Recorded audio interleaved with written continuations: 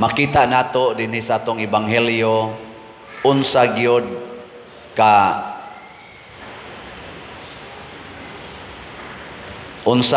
kangilad ang sala.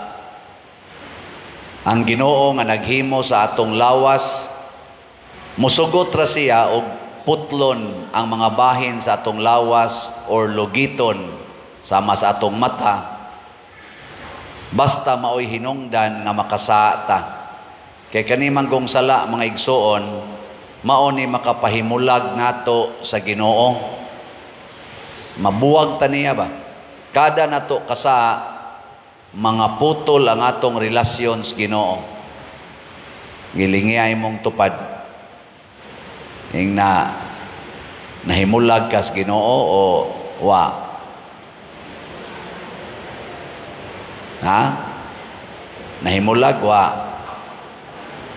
Mao nang ningon siya, mas maayo pag mahiusa kas Ginoo nga usaray imong kamot kaysa duhay imong kamot pero adto ka mahiusa siyawa. Kay paduong man kas impierno. Mas maayo pag usay kamot hiusa kas Ginoo adto kas langit. Mas maayo pag ang imong mata usa na lang kabuok pero nahiusa kas Ginoo kaysa sangkap kag mata pero tuwa ka magkuyog siyawa padong sa impierno. Mao na siya ang sala. Ngilad gyud kayo ang sala. Gilaing lingi sa imong tupad. Ing nanaa karoy mga sala. Ang di mo lingi kuyog siyawa. Ing na kay sa nyag mosanong gani ing naon sa may imo mga putlonon diha. Nanakay putlonon, nanakay lugitonon. Sama pananglitan, kamong mga ginikanan, naamang gid mo'y kamot, naasan mo'y mata. Unsa may inyong gigamitan ana ngadto sa inyong mga anak o sa inyong kuyog sa pamilya, wa ka na ninyo gigamit pagpanglatos, pagpanghapak, pagpangusi, ana, kanang sigas-sigas mata, ano-anaan. Mawala na din kanang mga bata nga magsigig, lihok-lihok, dili relax sa sulod. Ang akong hangyo ana, with smile, dadala nga tos gawas. Ayaw na anao ba? Nya tapinan pang baba. Nya itudlo pang pari. Kana mga sinyasa, sa bata na, kulba man kay na. Kana ano? Sama na siya. Unsa may imong gipasabot sa bata? Ayaw saba dia masuko ra ba ng pari, suko ra ba ng pari. Di ang bata samtang niya siya dinhi, ang iyang huna-huna nga kasabanan gid siya. Nga dili siya welcome dinhi kung magpakabata siya. Welcome oy, naay dako kay ground no padagan-dagana na didto. Makadungog raman mo didto suwali. Ato man ang gibutangag speakers diha, trompa pa gani ng gagmay kay para gyud mo kadungog. Sakripisyohi lang og da. Gamita ang imong kamot sa pag-agak sa bata, ang imong tiil sa paggawas dito aron dili madisturbo ang imong tupad. Kay matod pa ni Kristo, kung ikaw mo'y makaangin sa imong isig katawo sa pagpakasala, mas maayo paghiktan og dakong galingang bato ang imong liog o itambog ka sa dagat. Musugot lagi yung Ginoo og mga mamatay ka kaysa makaangin ka sa imong isig katawo sa pagpakasala.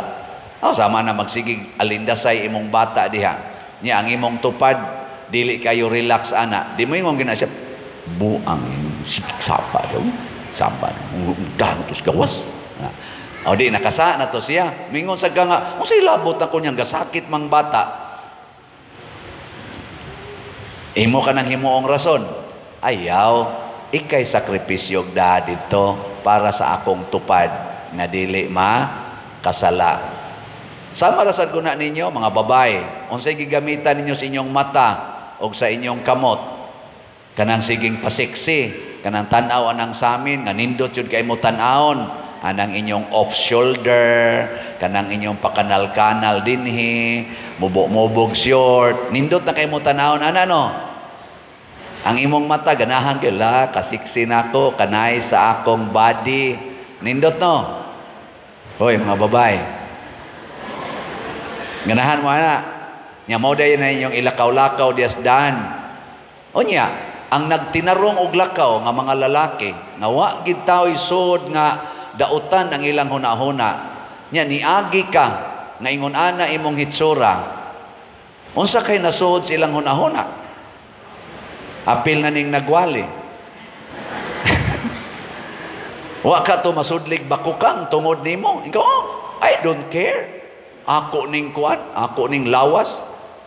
Hala, nakahimo na kas imong lawas nga instrumento sa sala ngadto sa imong isig katawo, nakaangi naka hikti na lang ng imong lawas og dakong galingang bato og iambak na dito sa dagat. Kung mao na lang gina imong gamitan sa imong lawas ba? Ang point ni Kristo, mga igsoon, kinahanglan kita mahimog yung instrumento sa kaluwasan, dili instrumento sa kapildihan sa atong kalag. Ana, sige, lingiyay mong tupad. Ing na sugod karon, na sugod karon. Lingi ba? Na sugod karon. Akong luwason imong kalag. Oh, anak. Sos, naagay uban nato. Sige lang yung tubag aning panginahanglan sa lawas. Kini man kung atong lawas, maugid ni ang mudiman og sala. Sa tinud-anay lang mga igsoon, ang makalipay sa atong lawas, ang sala gyud. Ang sala. Sama anang kwarta. Ganahan, kita magsigig ihap anang kwarta. Mag-anam o kadaghan ang kwarta, labi nagbandul-bandulo na, pagkaninduta yun. Para sa lawas, banindot yun kayo na. Muna karon gasigig gubat ang kalibutan, sigig away ang ato mga leaders, labi na ato mga politicians, siging away, kwarta man, ang rason ana.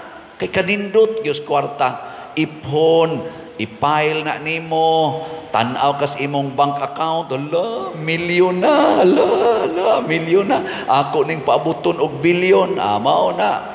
Mangita na kag paaging moabot og bilyon, bahala na ang imong kamot, gigamit na nimo sa pagpangawkaw sa mga kwartang dili imo, kanang korupsyon. Bahala na ang imong kamot, gigamit na nimo sa pagpirma anang mga dokumento nga way klaro para lang mugawas ang kwarta sama na mga smuggling, scammer, mga inana. No. Amutan na din sa ato, nga daghan kayong mag-scam, kani ako ngan, gigamit naman is mga scammers. Napay nagamit na to din niya. Ako lang gining mensyonon, I'm sorry, pero ako gining mensyonon, o mansad mo kailan niya, pero tanawa lang na nga na, kadaghanang nangaigo sa atong mga online parishioners, kanangalan nga Rosemary. Gamiton ako nga ako'y nagsolicit, unya ang ako kunong sekretary, si Rosemary. Dito lang ipada ang imong GCash. Nain tayo na biktima. Dili lang tulo, dili lang upat, ubay-ubay gyud. Rosemary. Naing nganlan dag Rosemary ninyo?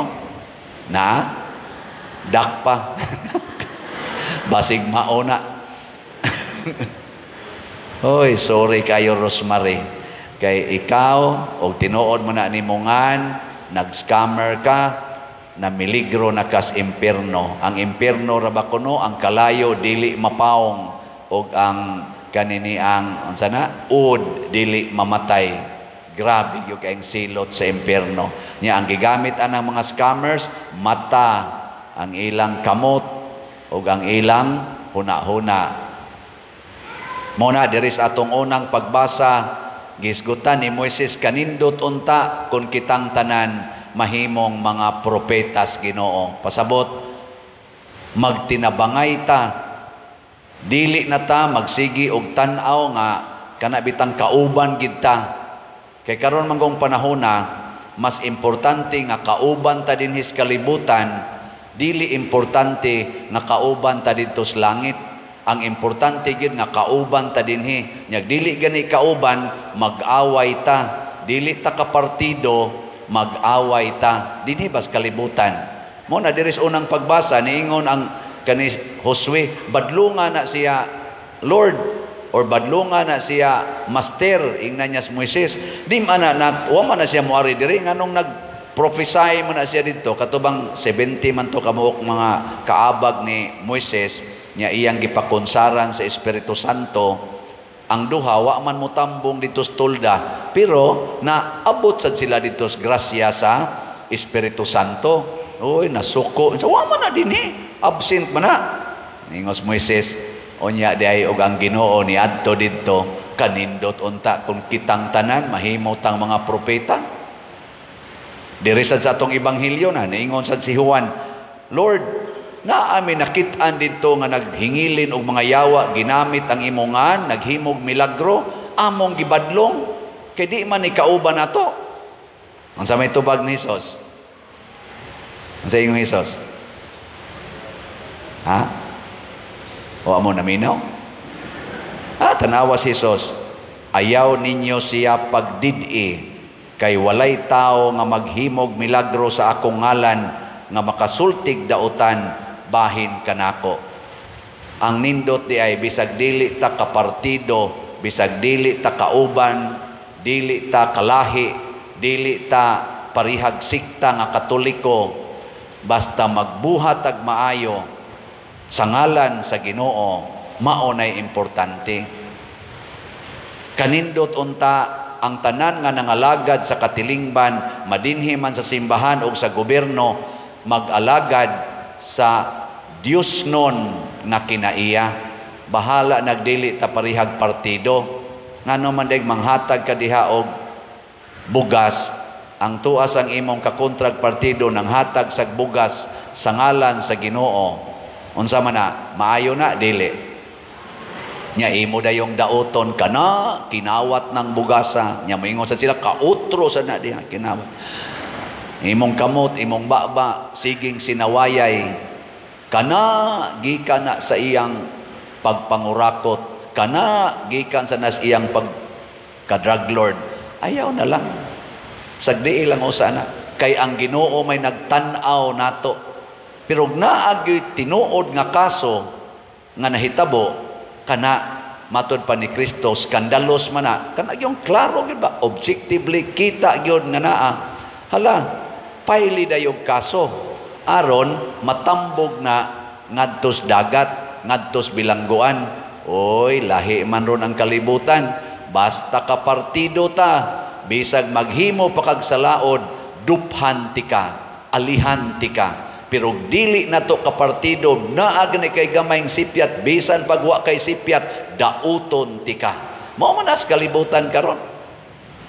Mausan ng mga kaliwat-kaliwat.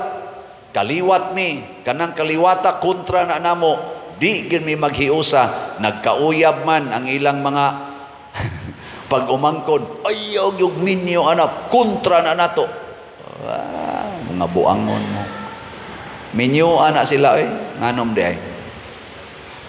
Anak, kanindot anang maghigugma ay. Nawabita na ako, isip pari, isip Katoliko, dili kay ko agresibo anang magsigi kong pakiglalis anang laing tinuhuan para lang ilhon nga kita gisakto nga simbahan, kita gyud mo ay original nga gitukod ni Kristo, ana di kay ko ana. Nindot man sana, pero di kay ko. Ngano man, kung maunay hinungdan nga magsinawayay ta, maunay hinungdan nga pangitaan ko nimog sayop, nya pangitaan sa tikag sayop sa imong gibarugan nga tinuhuan. Kung mauna lang nay gamitan nato sa atong utok, mata, sige kog research, magsige kog gamit sa akong mata aron mangita kog depekto nimo, bisag nagbuhat kag maayo, mangita lang jud kog depekto, may paglugito na lang ning akong mata. Kay matod pa ni Kristo, ang mupainom ninyo og tubig tungod kay kamo ako makadawat og ganti. Unya ron kung naa dinhi tao nga laig sikta, unya ako makras kos motor, matumba ko desdan, nya moatiman siya nako hangtod ngadto sa ospital, iya kong atimanon, pagkahibaw nako kontra day siya nako, dili day siya Katoliko. Moingon day ko niya, wa kay ayong buanga ka nganong atimanon ko nimo. Moingon day ang Ginoo, sayop ng imo kay kanang imong simbahan nga gipuy-an dili na tinuod. Kari mo'y tinuod nya imo nang giatiman, pero biyain ang imong simbahan. Di oy makadawat dayon siya ganti. Ang buhat nato nga Dios non mo importante. Buhata ang tanan sa ngalan ni Hesus. Sa ngalan nga makaluwas. Kamong mga asawa, kung ang kabit sa inyong bana nga iyan ang gibuwagan, ex na to niya, mangayo ninyo og hinabang kay nasakit ang iyang anak niya og sa imong bana, kamong mga asawa, mutabang mo dili? Tubag. Kinsay mutabang, taas ang kamot. Nganong laki man ay ni pataas? Oh, way ni pataas kamot. Nganong wa may ni pataas? Buang ka diya. Di ko nang luto. Onya, nasakit man na. Anak man na niya, tao man na. Anak man sa nas imong bana.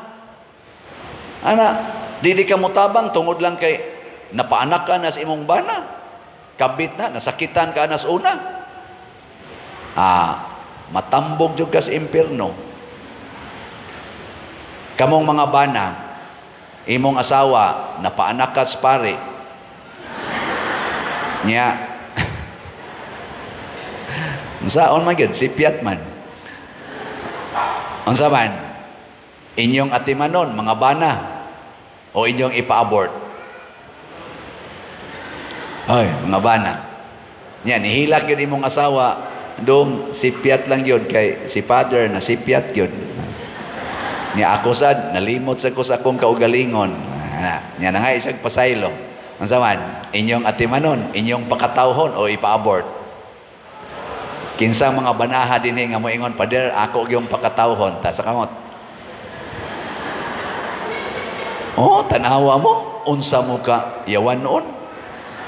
Ikaw di na, Pader, sala na. Yes, sala gina, why problema? Maimpirno ginang paria, maimperno po ng imong asawa, basta dili maghinulsol.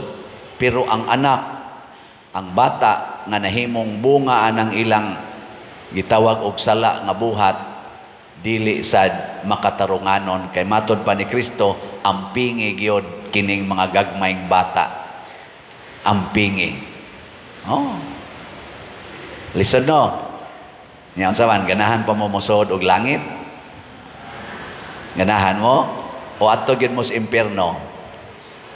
Hoy, matod pa ni Kristo, mas may pag maglisod-lisod ta dinhi, sama ng usa nalay imong kamot, usa nalay imong tiil, usa nalay imong mata, mas maayo pa na nga anhi ta maglisod-lisod sa kalibutan, basta makasuod lang tas langit ang kalipay nga way katapusan, kaysa hayahay ta dinhi, maglikay tas kalisod dinhi sa kalibutan nga mubo ra jud kay atong higayon, apan didto sa impierno in eternity magantos na ta.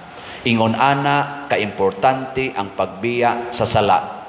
Bahala nagkitang tanan sa wayon, bahala nagkitang tanan daog-daogon o kahapatyon, basta di lang gid ta magpakasala, kutob sa mahimo.